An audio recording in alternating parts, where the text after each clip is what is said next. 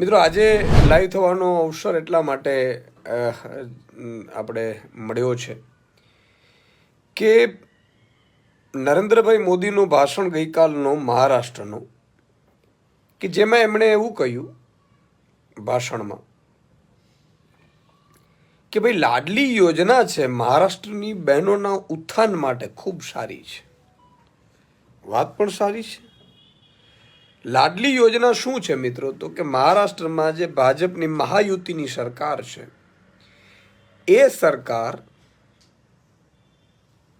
દર મહિને મહિલાઓને 1500 રૂપિયા આપે છે. દર મહિને 1500 રૂપિયા આપે એટલે સ્વાભાવિક છે કે બે ત્રણ મહિલાઓ ઘરમાં હોય એટલે 4500-5000 રૂપિયા મળે તો કોઈના 3-4 ગેસ સિલિન્ડર ફ્રી થઈ જાય, કોઈને બાળકોનો ટ્યુશન ફ્રી બેનની ભરાઈ જાય, કોઈને શિક્ષણ ફી ભરાઈ જાય, કોઈને જરૂરી અનાજ કરિયાણાનો વેપાર હોય ભરાઈ જાય. 2% જે અમીરો હોય છે એને કોઈ જરૂર નથી, એ મહિલાઓને જરૂર પણ નથી ને એમને તો આ બધું એમ લાગે કે આ શું છે યાર, આ તો મફતિયું છે એમ પણ લાગે. પણ જે કરોડો મહિલાઓ હોય છે કે જે સામાન્ય અને ગરીબ અને મધ્યમ વર્ગની મહિલાઓ હોય છે, જે પોતાના સ્કૂટીમાં મહિને 4000 રૂપિયાનો પેટ્રોલ ભરાવે છે, એ 2000 રૂપિયો ટેક્સ ચૂકવે છે, એ જો સ્કૂટીના પેટ્રોલનો ટેક્સ પણ એને જો પરત મળી જાય તો એનું ઘર ચાલી જાય અથવા તો એના બાળકને પોતે દૂધ પાઈ શકે 2000 રૂપિયાનો વધારાનો 3000નો. એટલા માટે થઈને એ યોજના છે. મિત્રો ફટાફટ વધારેમાં વધારે શેર કરજો, બધા 5-5 શેર કરો. પણ થયું કેવું, એ જે યોજના છે એ યોજના નરેન્દ્રભાઈએ પહેલી વખત એ યોજનાનો ઉલ્લેખ કર્યો. અત્યાર સુધી નરેન્દ્રભાઈ એવું કહેતા હતા કે ભાઈ આ ફ્રીની રેવડીઓ કહેવાય, આ ધંધામાં પડાય નહીં એમ, આ ફ્રીની રેવડીઓનો કલ્ચર બહુ સારું નહીં એમ. પછી લાગ્યું કે ના, તો પ્રજા બહુ જાગૃત છે ભાઈ, એ તો ટેક્સના પૈસાનો વળતર માંગે છે. અચ્છા, ફ્રીની રેવડીની જે ના પાડનાર નરેન્દ્રભાઈ હોય કે મુખ્યમંત્રી હોય, કોઈ પણ મુખ્યમંત્રી, પંજાબના મુખ્યમંત્રી આમ આદમીને આવી જાય, કોંગ્રેસને આવી જાય અને ભાજપને આવી જાય, હું બધાની વાત કરું છું. હું એટલા માટે તમને જાગૃત કરવા માટે આજે લાઈવ થયો છું. મિત્રો વધારેમાં વધારે શેર કરજો. તો એ મુખ્યમંત્રીને બંગલો ફ્રી મળે, આપણા અહીંયા ભાઈને તો પ્લેન ફ્રી છે, 192 કરોડનો ખર્ચે પ્લેન લીધેલું છે આપણા ગુજરાતના મુખ્યમંત્રીને. પ્રધાનમંત્રીએ મને લાગે છે 8500 કરોડનો, જો હું ભૂલતો ન હોઉં તો પ્લેન લીધું છે. જે અમેરિકાના પ્રેસિડેન્ટને જે પ્લેન છે એ જ પ્લેન આપણા ભાઈને પણ જોયું, સાહેબને જોયું છે, એને લીધું પણ ખરું. એમને બંગલો ફ્રી, એમને ગાડીઓ ફ્રી, એમને વીજળી ફ્રી, એમને એની ફેસિલિટી ફ્રી. પણ બીજા કોઈ પ્રજા લઈએ તો એ ફ્રીની રેવડી કહેવાય. અમને ફ્રી મળવું જોઈએ નેતાઓને, બાકી તમને કાંઈ ન મળવું જોઈએ. આ અત્યાર સુધી નરેન્દ્રભાઈની નીતિ રહી હતી. પણ ખબર નહીં, અરવિંદ કેજરીવાલજીએ જ્યારથી એવું કીધું કે ભાઈ પ્રજાના ટેક્સના પૈસા પ્રજાને પરત મળવા જોઈએ,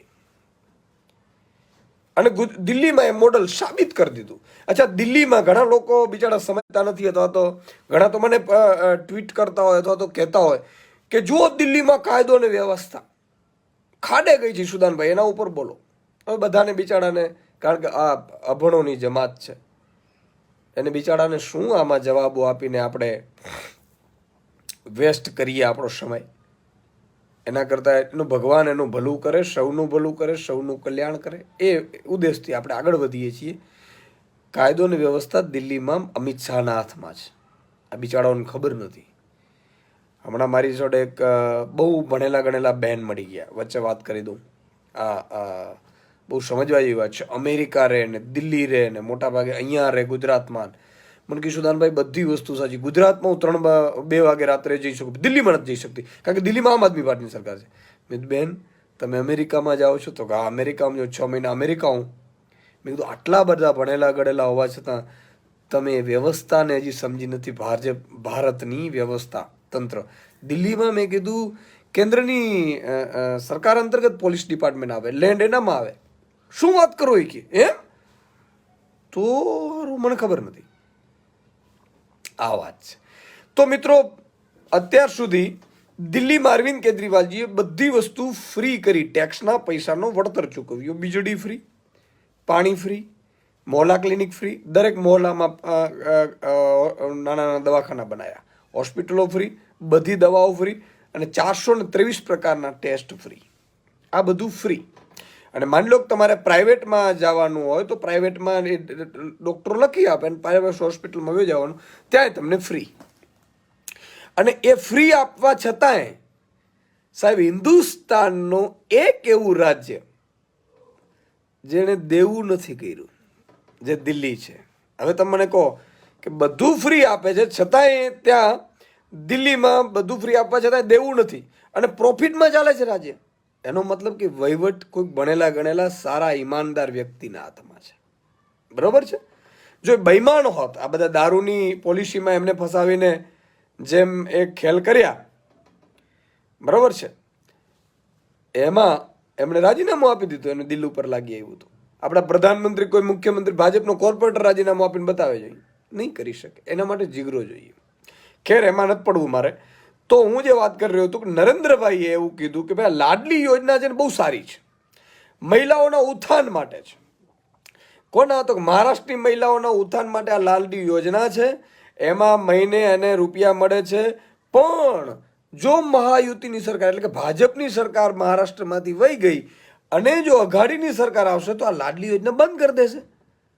આ લોકોને લાડલી યોજના આખા દુનિયા દેશમાં ચર્ચામાં છે. સાંભળો એમણે શું કહ્યું છે. હું તમને એક બીજા મોબાઈલમાં એમનું સંભળાવું. माझी लाडकी बहन योजना, ये माझी लाडकी बहन योजना की सिर्फ महाराष्ट्र में नहीं, देश के हर कोने में चर्चा है. लेकिन कांग्रेस माझी लाडकी बहन योजना को बंद करवाने के लिए भांति भांति साजिशें रच रही है. તો હવે તમે વિચાર કરો કે આ લાડલી યોજનાની કે કોંગ્રેસ બંધ કરી દેશે, એટલે કે મહાઆઘાડી બંધ કરી દેશે. ગુજરાત 30 વર્ષથી ભાજપની સરકાર છે, મહિલાઓને ફૂટી કોડી નથી આપી. ગુજરાતે 30 વર્ષથી સરકાર છે, ખેડૂતોનું દેવું માફ નથી કર્યું. 30 વર્ષથી સરકાર છે, છેલ્લા 30 જેટલા પેપરો ફોડ્યા છે. કોઈ યુવાનને, બેરોજગાર યુવાનને, સાચાને એણે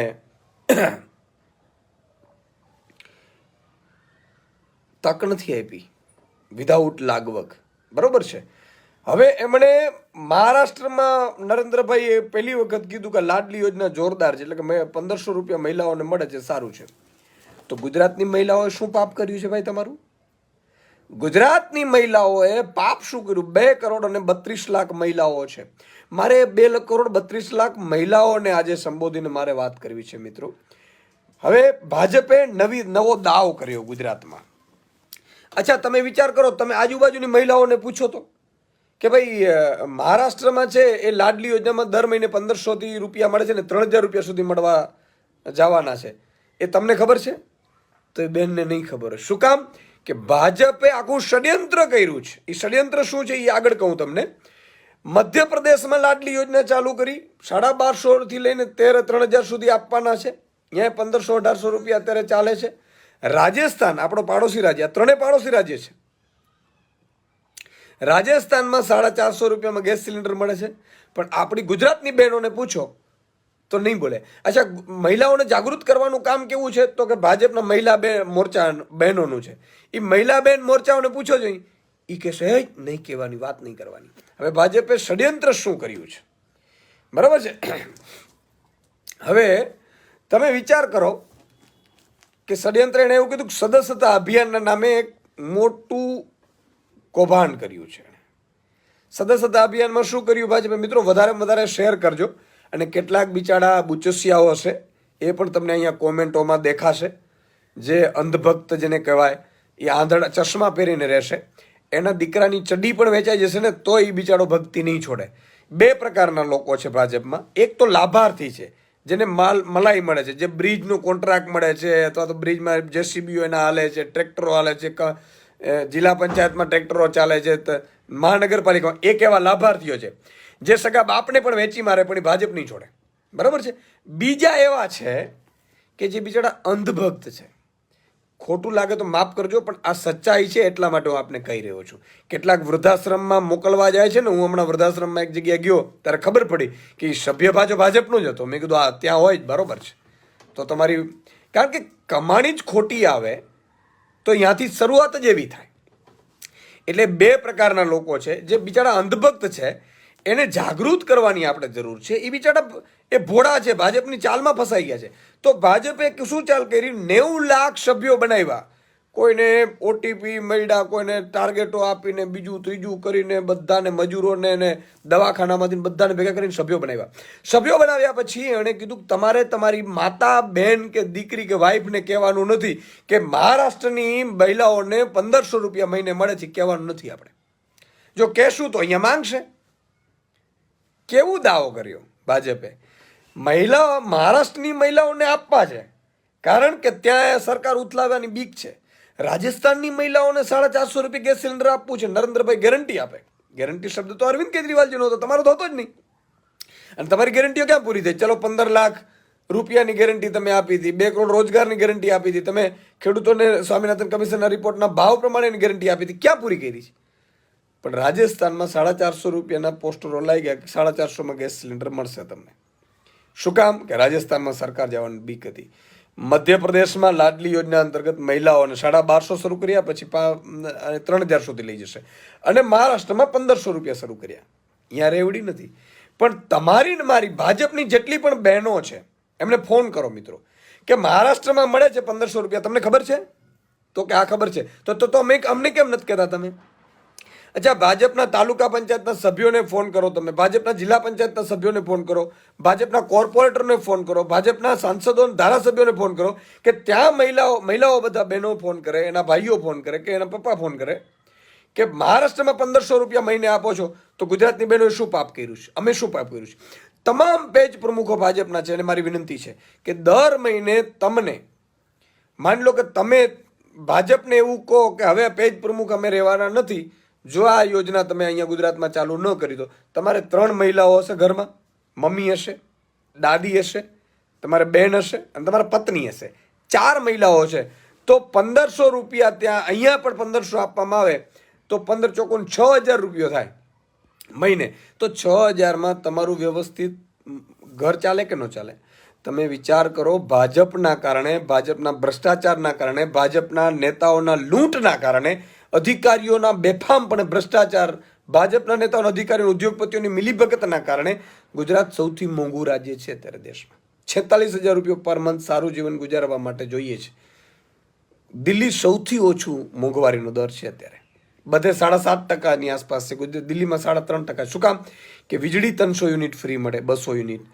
તમે વિચાર કરો, દેવું ન થાય, વીજળી ફ્રી હોય, દવાખાના ફ્રી હોય. આ બધું એટલા માટે મિત્રો કહી રહ્યો છું કે હું કોઈ એ નથી, તમે ઓનલાઈન પણ જોઈ શકો છો. મારી તમને વિનંતી એ છે કે તમારા બહેન, માતા, દીકરીને કેમ ન મળવું જોઈએ? ભલે તમે ભાજપના કાર્યકર્તા કેમ ન હો, ભાજપ ત્યાં આપે છે ને અહીંયા કેમ ના આપે? તો બધા પહેલાં ભાજપના કાર્યકર્તાઓ ફેસબુક લાઈવ થાઓ આવતીકાલે, મારી વિનંતી છે. અને તમે ભાજપની સામે સવાલ કરો કે તમે ત્યાં 1500 રૂપિયા આપો છો, અમારી માતા બહેનોને કેમ નથી આપતા? નહીં તો તમે ફોન ન કરતા. બીજું, તાલુકા જિલ્લા પંચાયતના સભ્યો, કોર્પોરેટરને ફોન કરો, તમારે આજુબાજુ જશે, તમારા પેજ પ્રમુખો હશે, તમારા જ્ઞાતિના આગેવાનો હશે, જેમણે મત માંગ્યા હશે, એને ફોન કરો. અને તમારા ધારાસભ્યને ફોન કરો, સાંસદને ફોન કરો. કોઈ લગ્ન પ્રસંગમાં મળે તો એમને કહો, ક્યાં બેઠા હોય ગામમાં, દરેક ગામમાં 5-5 વ્યક્તિઓ જાગૃત થાવ. અને દરેક ભાજપના ફેવરવાળાઓ એને એમ કહો કે 1500 રૂપિયા ત્યાં મહારાષ્ટ્રમાં બહેનોને આપો છો, અમને કેમ નથી આપતા? મિત્રો, 1500 રૂપિયા એક ઘરમાં આવે ને તો 1 કરોડ લોકો તો ગુજરાતમાં ગરીબ છે. 1 કરોડ ને 2 લાખ જે રાશન ઉપર નભે છે. હવે એ 2-3 હોય ને એને 4,500-5,000 રૂપિયા આવે તો એના દીકરાને પણ એ ભણાવી શકશે સારું, એ સારા કપડાં લઈ શકશે, એ સારું એને ટ્યુશન આપી શકશે, એ સારી રીતે એ ક્યાંક કોઈ દિવસ સિનેમામાં જોવા, પિક્ચર જોવા જઈ શકશે. આ વ્યવસ્થાઓ ઊભી થઈ શકશે. મિત્રો, વધારે શેર કરજો. આપણે મારી વિનંતી છે જેથી કરીને વધુ લોકો લાભ લઈ શકે. આ એક વાત થઈ. બીજું મારે અપીલ કરવી છે તમામ આમ આદમી પાર્ટીના કાર્યકર્તાઓને. ભાજપના કાર્યકર્તાઓ કદાચ બીકમાં નહીં કરે, એ બિચારા ડરી જાય છે. કારણ કે ભાજપવાળાને ધમકાવે, ભાજપવાળા પોલીસની ધમકી આપે, ભાજપવાળા થોડું ઘણું ભ્રષ્ટાચાર કરાવ્યું હોય તો એમ કે તને ફસાવી દેશું, તું કેટલો સારો મારો છે મને ખબર છે, તારા આ કોન્ટ્રાક્ટમાં આ બ્રિજમાં આટલું ગડબડ છે, એટલે એના મમ્મી પપ્પાને પણ નહીં કહે.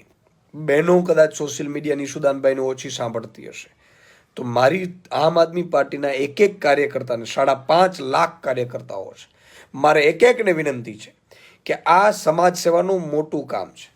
એક એક મહિલાને તમે જાગૃત કરો. તમે બધા ફેસબુક લાઈવ થાઓ. તમામ યુટ્યુબ ચેનલોને મારી વિનંતી છે, તમે ફેસબુક લાઈવ ઉપર આને ઉપર ડિબેટો કરો. મારે તમામ જે યુવાનો છે એમને મારી વિનંતી છે, બેરોજગાર યુવાનો છે એમને મારી વિનંતી છે કે મહિલાઓને 1500 રૂપિયા મળે છે મહારાષ્ટ્રમાં અને બેરોજગાર યુવાનોને 10,000 રૂપિયા મળે છે. તો 10,000 રૂપિયા તમને પણ બેરોજગારી ભથ્થું મળવું જોઈએ. એ રીતે જો આ 15 લાખ ફોર્મ ભરાણા છે, એ બધા 15 લાખ ફોર્મ ભરાય. જય માતાજી. સુદાનભાઈ, ઘેડ વિસ્તારમાં ક્યારે આવો છો? મોકરિયા DH આવી ગયો હું ઘેડ વિસ્તારમાં અને મળી ગયો બધાને, કદાચ આપને ખબર હશે. હવે ખાલી ભાજપને ભગાડો એટલે કાયમી સુદાનભાઈ ઘેડ વિસ્તારમાં હશે. તો મારી એક વિનંતી છે કે બધા યુવાનો પણ લાઈવ થાય, ફેસબુક લાઈવ. અને મહારાષ્ટ્રમાં તમે અહીંયા આપો. અચ્છા, અહીંયા ગુજરાતમાં હિન્દુ મુસ્લિમ કરે છે અને આ લોકો જમ્મુ કાશ્મીરમાં અમિત શાહે શું કીધું ખબર છે? ઈદના દિવસે તમને ગેસ સિલિન્ડર ફ્રીમાં આપવામાં આવશે. આ લોકોને કોઈ નીતિ નથી. આ તમને ઝઘડાવશે, મરવી નાખશે. પોતાના દીકરા ઇન્ટરનેશનલ જાશે, બરાબર, શેખ સાથે દુબઈમાં બિઝનેસ કરશે, બરાબર છે, અને તમારા દીકરાઓને અહીંયા ઝઘડાવીને મરવી નાખશે, બરાબર છે.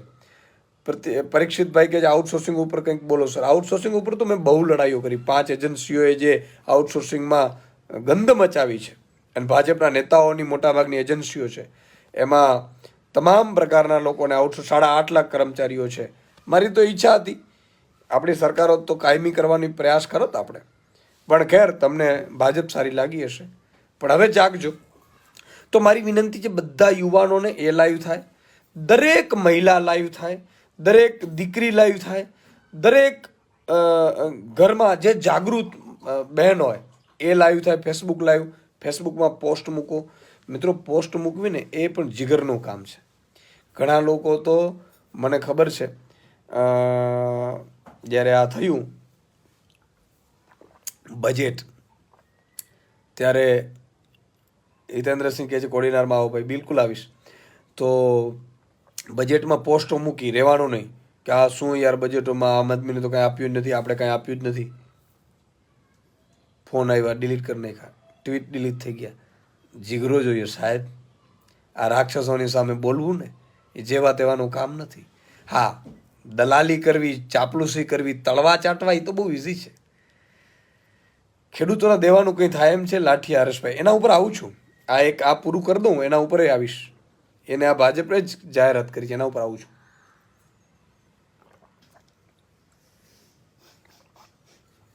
રજનીકાંતભાઈ કહે છે જય માતાજી સુદાનભાઈ, ખૂબ સરસ વાત કરી છે.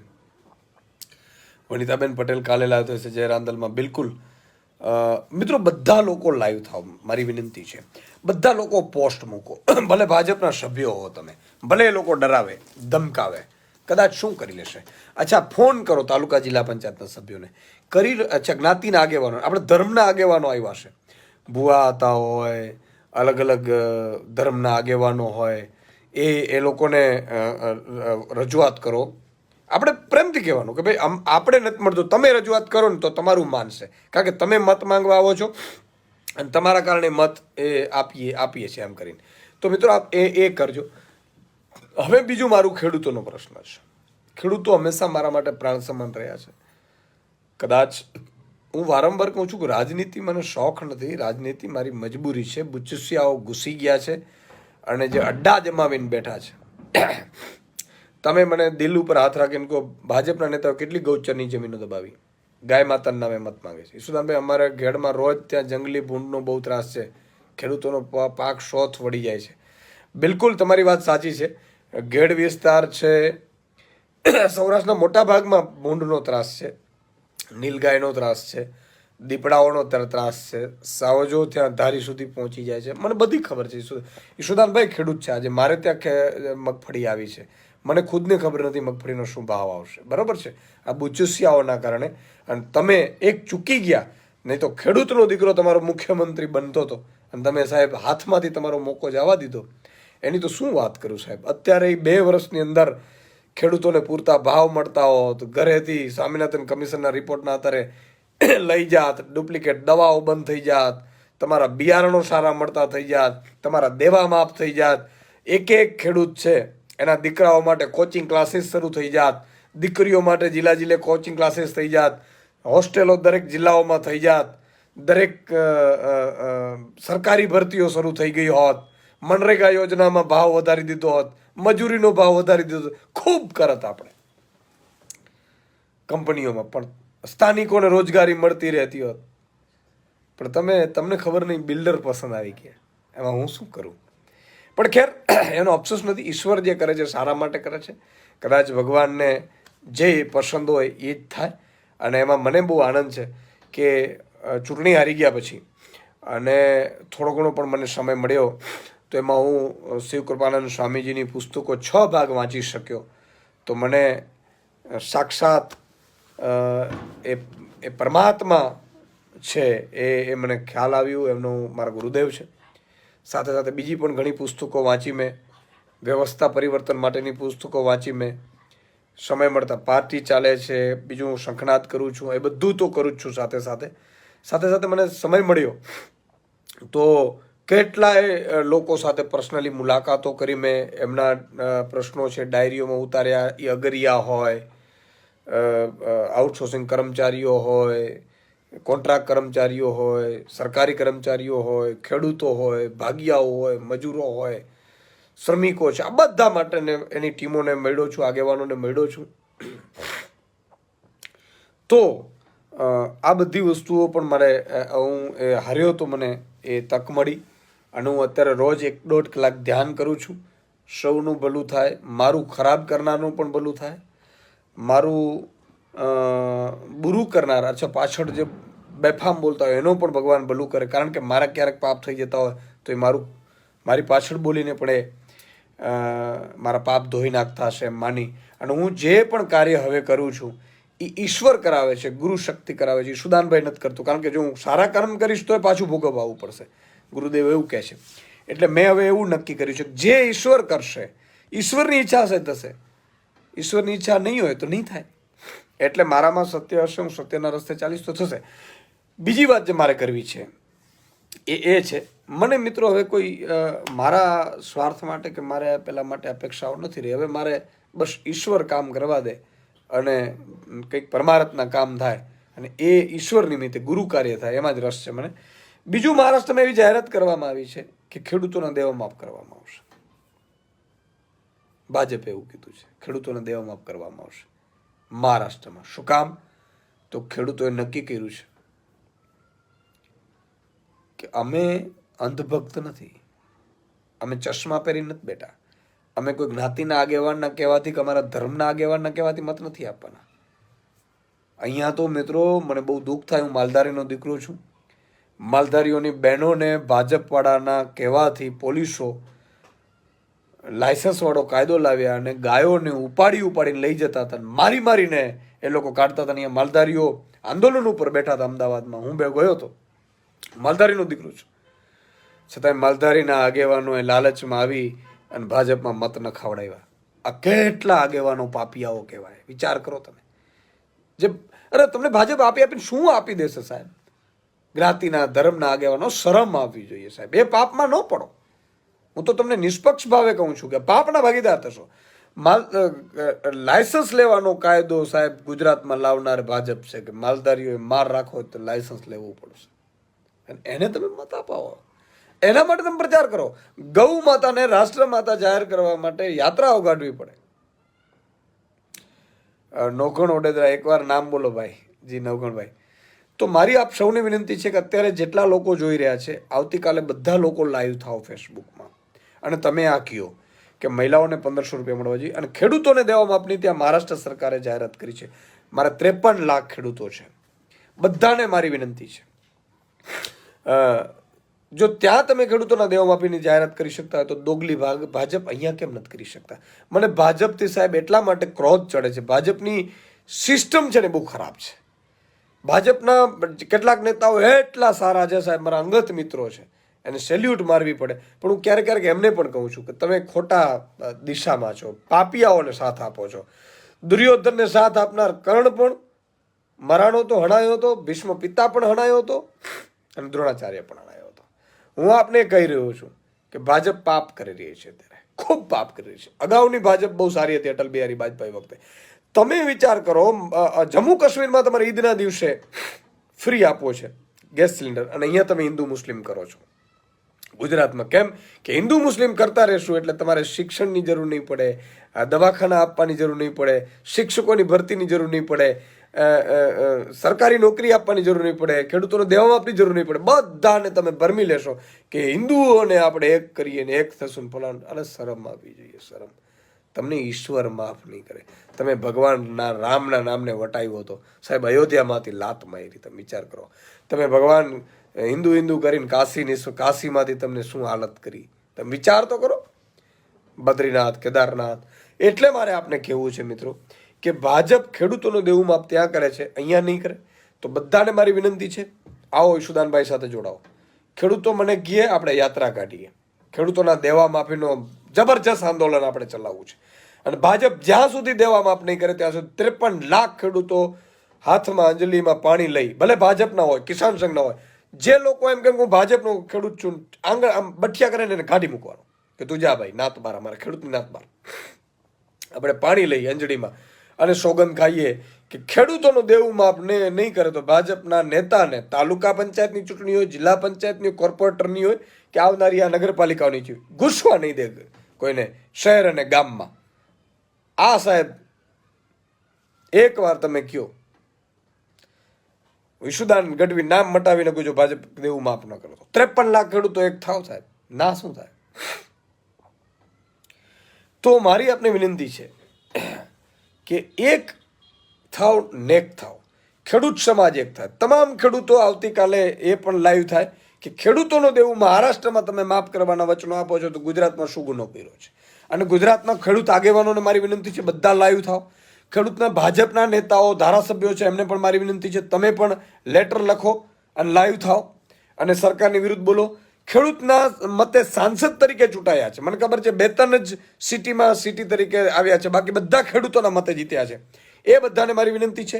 ડેરીના પ્રમુખોને મારી વિનંતી છે, ડેરીના ચેરમેનોને કે તમે ખેડૂતોના દેવા માફ માટે આગળ આવો. મને ખબર છે ડેરીના ચેરમેનો ભાજપના છે, મંડળીના ચેરમેનો છે એ આગળ આવે. મારી વિનંતી છે કે તમે બધા, જો નહીં થાય તમે એને ફોન કરો, બરાબર? અમૂલ છે, સુમૂલ છે, સાબર છે, બનાસ છે, બીજી તમામ ડેરીઓના પ્રમુખોને પણ કહો કે તમે ખેડૂતોના દેવા માફી માટે હા ભણો છો કે નથી ભણતા. જો ન ભણતા હોય, સુદાનભાઈ તમે સત્યને રસ્તે ચાલો, બહુ મોટી છે, થોડું કઠિન છે, પણ તમે અડગ અને ઈડર લડવાની માતાજી શક્તિભાઈ આખરો સત્યનો વિજય થાય છે, મોકરિયાભાઈ કહે છે. બિલકુલ. જો હું કોઈ અપેક્ષા વગર, મેં ચૂંટણી, મને એવું હતું ખેડૂતો તો જીતાડી દેશે, તો ખેડૂતોએ હરાવ્યો તો એની હાર પણ માથા ઉપર સાહેબ. શું બને? મને ઈશુદાન ગઢવીને કે પર્સનલી કાંઈ ફરક નહીં પડે હવે, કારણ કે હું આ બધાથી ઉપર રૂચી ચૂક્યો છું. ફરક પડશે તો તમને. આજે ખેડૂતોનો અવાજ વિધાનસભામાં ગુંજતો હોત, બરાબર છે, તો આ મહારાષ્ટ્રની વાતમાં વિધાનસભા હલવા ન દેતા આપણે. પણ એટલે જ તો આ લોકોએ કીધું હતું કે તમને ચૂંટાવાય નહીં દી, એને ન ચૂંટાવા દીધો. એમાં પૈસો હોય, એણે ખૂબ બધું ઉતાર્યું, નેતાઓને, જ્ઞાતિના આગેવાનોને, જાતિના, ધર્મના આગળ બધાને ઉતાર્યા, કાંઈ વાંધો નહીં. તમે જ્યાં સુધી નહીં જાગો લોકશાહીમાં ત્યાં સુધી હું ચીસો પાડતો રહીશ ને તમે ત્યાં રડતા રહેશો. ગામના પાદરમાં બેસી અને તમે 5 લોકોને પણ કદાચ એમ કોણ સાહેબ કે જાગૃત થવાનું છે અને બોલી શકો ને, તે દિવસે બદલી છે. ભીખાજી પરમાર કે ટાઈગર અભી જિંદા હે. બિલકુલ મિત્રો, હજી હું 27માં મજબૂતાઈથી મહેનત કરવી છે અને 27માં એક થાજો બધા. મારી એક વિનંતી એ છે, એક મત પણ ગામમાં ઘરમાંથી કોઈ નીકળવું ન જોઈએ, ન બોગસ પડવું જોઈએ. અને કોઈ પણ ભાજપનો ચમરબંધી આવે, જ્ઞાતિનો જ આવે, ધર્મનો આવે, એક યુદ્ધ હજી લડવો છે મારે, અને એવા મજબૂતાઈથી લડવો છે. કાં તો ટાઈગર જીવશે ને કાં ટાઈગર મરશે. એકવાર આ બુચુશિયાઓને સાહેબ હરાવવા છે, પણ તકલીફ એ છે કે તમે એક નથી થતા, તમે લાલચોમાં આવી જાઓ છો. મેં ખંભાળિયાની ચૂંટણીમાં જોઈ, ઘણી જગ્યાએ કેટલાક ગામો ફરી ગયા રાતોરાત. સાહેબ ભોગવો છો અત્યારે અફસોસ કરે છે કે ઈશુદાનભાઈ તમને જીતાડ્યા હોત તો બહુ સારું હોત. ઈશુદાનભાઈ મેં કીધું એમાંથી અફસોસ કરવાથી કાંઈ નહીં થાય. ખાતર મળે છે લાઈનોમાં, નેનો ભટકાવે છે ને ભેગા, નેનો ભટકાવે છે ને, ભટકાવશે હજી તો નેનો નહીં, હવે ખાતર બંધ કરશે. ભીખાજીભાઈ કે જે ઈશુદાનભાઈ પાલીતાણા એકવાર પધારો, બિલકુલ આવીશ. મિત્રો આપ સૌને મારી વિનંતી છે, તો બહેનો બધા લાઈવ થાય આવતીકાલથી, ભલે 2-3 દિવસ સુધી કન્ટિન્યુ ફેસબુક લાઈવ થાવ, તમારે ત્યાં તમારા બહેનોને જાગૃત કરો. જે વ્યક્તિઓએ જોયું છે અત્યારે આ વિડીયો વધારે વધારે શેર કરજો, અને જેણે જોયું છે એણે પોતાના પરિવારને કહેવાનું છે. ભાજપના સભ્યોને ફોન કરવાના છે, એમના ભાજપના સભ્યો નહીં કહે, ભાજપની મહિલા સભ્યોને ફોન કરજો, તમે કેમ બેન બોલતા નથી. અને મારી વિનંતી એ છે કે ભાજપના જે હોદ્દેદારો છે એમના ઘરે દીકરી હોય, માતા હોય, બહેન હોય, એમને બહેનો ફોન કરે કે તમને ખબર છે મહારાષ્ટ્રમાં 1500 રૂપિયા આપે છે પણ ભાજપ સરકાર તમને મને કાંઈ નથી આપતી. તો તમારા પતિને સમજાવો કે કાં ભાજપનો મત માંગવા આવે, કાં એ અમને કરાવડાવે, નહીં તો આવે નહીં. એવી રીતે ખેડૂતો એક થાય, ખેડૂતો બધા લોકો જેટલા ખેડૂતો છે ગામમાં એક એક ખેડૂતો નીકળી પડે. મારી આપને જે બી જામ કહે છે તમારા માટે ખૂબ મહેનત કરી છે આવતા સમયમાં. બિલકુલ ભાઈ, હજી હું આ લોકોને કહું છું, એને એવું હતું કે સુદાનભાઈ હારશે એટલે પતી જશે ને આમ થઈ જશે ને તેમ જશે ને, એને ખબર નથી મારી પાછળમાં ભગવતી બેઠી છે, જગદંબા જાગતી જ્યોતવાળી, બરાબર છે. અને રાક્ષસો પહેલા હંમેશા મોટા જ લાગતા હોય. ભગવાન રામ જ્યારે રાવણને મારવા નીકળે છે ને ત્યારે વિચાર કરો, અયોધ્યામાંથી લશ્કર નથી મંગાવ્યો. અને રાવણ શું હતું સાહેબ, એ ક્યારેક રાવણનું વર્ણન સાંભળજો. એવી લંકા, સોનાની લંકા હોય, અને રાવણ પાસે શું નહોતું, 9 ગ્રહ એને ઢોલીએ બાંધેલા હતા, અને છતાંય રામ, પતલા સરખા રામ, લંકામાં જઈને એના ઘરમાં જઈને એને મારી નાખે છે. એટલે એમ ન સમજતા, ઈશુદાન ગઢવી પાછળ અદ્રશ્ય શક્તિ છે, માતાજીની કૃપા છે, અને એ જ કરે છે. હું તો ખાલી નિમિત્ત બનું છું. કાના ભરવાડ કે છે ભાઈ તમારા જેવા સાચા સેવકની જરૂર છે. બિલકુલ આપણે તૈયાર છીએ. રામભાઈ ગોજિયા, જય માતાજી, જય બાબા સ્વામી, ભૂમિબેન સોની, કરશનભાઈ. તો મિત્રો આ બધા લોકો કાલે બધાને જાણ કરે, ખેડૂતોને પણ જાણ કરે, એક ખેડૂત 10 ખેડૂતને જાગૃત કરે કે મહારાષ્ટ્રમાં ભાજપે દેવા માફીનું કીધું, અહીંયા નથી કર્યું, હવે આવનારી ચૂંટણીમાં ભાજપને ખેલ કરવાના છે. બીજું કે તમે વિચાર કરો કે દિલ્હીમાં અરવિંદ કેજરીવાલજી જ્યારે આવ્યા ને ત્યારે ઘરે ઘરે રાશન પહોંચાડતા હતા પેક કરીને. ભાજપે આવ્યું તેમ બંધ કરાવી દીધું. એટલે ભાજપે અમુક સત્તા કબજામાં કરી લીધી, બરાબર છે. એણે LG થ્રુ બધાને દબાવે છે. પણ પંજાબમાં ઈશ્વરે કર્યું તો પંજાબમાં ત્યારે ઘરે ઘરે રાશન થાય છે. હું તમને એમ કહું છું, રાશનની જ્યારે અહીંયા આપણે ગેરંટી આપીને ત્યારે રાશન લેનાર એક ન થયા, એ વેચાઈ ગયા. પણ રાશન વેચતા હતા ને એ એક થઈ ગયા. કિશુદાનભાઈ અથવા તો આમ આદમી પાર્ટી અરવિંદ કેજરીવાલની સરકાર આવશે તો રાશન પેકિંગ થઈને ઘરે ઘરે પહોંચી જશે, તો આપણે કટકીઓ બંધ થઈ જશે. શિક્ષણ, સ્કૂલ ફ્રીની વાત કરીએ મિત્રો, આજે આપણી સરકાર હોત તો અમદાવાદ, વડોદરા, સુરત, રાજકોટમાં 2 વર્ષમાં 100 સ્કૂલ આલા ગ્રાન્ડ પ્રાઇવેટને ટક્કર મારીને એવી સરકારી બની ગઈ હોત. અને તમારું ફ્રીમાં તમારું બાળક ભણતું હોત કે જ્યાં 1-1 લાખ રૂપિયા તમે ફી ભરો છો ને એ બચતા હોત મધ્યમ વર્ગના. મધ્યમ વર્ગ એક ન થયું, પણ સ્કૂલ માફિયાઓ એક થઈ ગયા કે ઈશુદાન ગઢવી મુખ્યમંત્રી બનશે તો અમારી સ્કૂલોમાં તાળા મારવા પડશે. ભાજપના નેતાઓ એક થઈ ગયા, ભાજપના નારાજ નેતાઓ એક થઈ ગયા. તો સાહેબ ભોગવવું પડશે તમને. પબ્લિક જ્યાં સુધી નહીં સમજે ત્યાં સુધી દબાઈને જીવવું પડશે. બિલકુલ નવલભાઈ. તો મારી આપને વિનંતી છે કે મહિલાઓ 1500 રૂપિયા મહિલાઓને મળે તો શું લાભ મળી શકે? તો સ્કૂલ ફી આપી શકે, મેં તો પહેલાં કીધું કે રાશન લઈ શકશે, એ અનાજ કરિયાણાની ફી ભરી શકે. ખેડૂતોનું દેવું માફ થઈ જાય તો ખેડૂતોને કંઈ એ આકા 500 વીઘા જમીન નહીં લઈ પણ દેવું માફ થઈ જશે તો 10 વર્ષ સુધી જે ખેડૂતોએ ભાવમાં કપાણા છે, દેવામાં દબાઈ ગયા છે, તો એ 8-10 વર્ષ સુધી એ પોતે આપઘાત કરવાનો વિચારથી પણ ટળી શકશે અને પોતે જીવન જીવી શકશે. એટલા માટે એકવાર ખેડૂતોનું દેવું માફ કરવું જરૂરી છે. અથવા નરેન્દ્રભાઈ મોદી, બધા મોદી કરે છે ને, મોદીજીએ ગુજરાતના ખેડૂતો માટે કાંઈ નથી કર્યું. મહારાષ્ટ્રના ખેડૂતોને દેવા માફ કરવા જાય છે, ઉત્તર પ્રદેશના ખેડૂતોને દેવા માફ કર્યા મોદીજી, બરાબર છે. આ જ મોદીજી 25-50 ઉદ્યોગપતિઓના 16 લાખ કરોડ રૂપિયા માફ કર્યા છે. તમારા 1 રૂપિયો માફ નથી કર્યો અને છતાંય તમે મોદીજી કરો છો.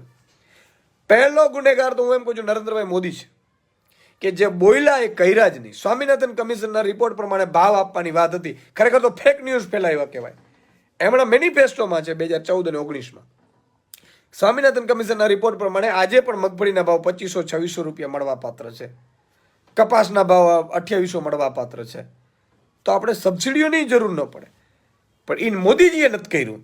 તો મિત્રો, મોદીજીના નામે મત મળે છે ને, એ હવે બંધ કરી દો, નહીં તો આપણા છોકરાની ચડ્ડી પણ નહીં રહે, યાદ રાખજો.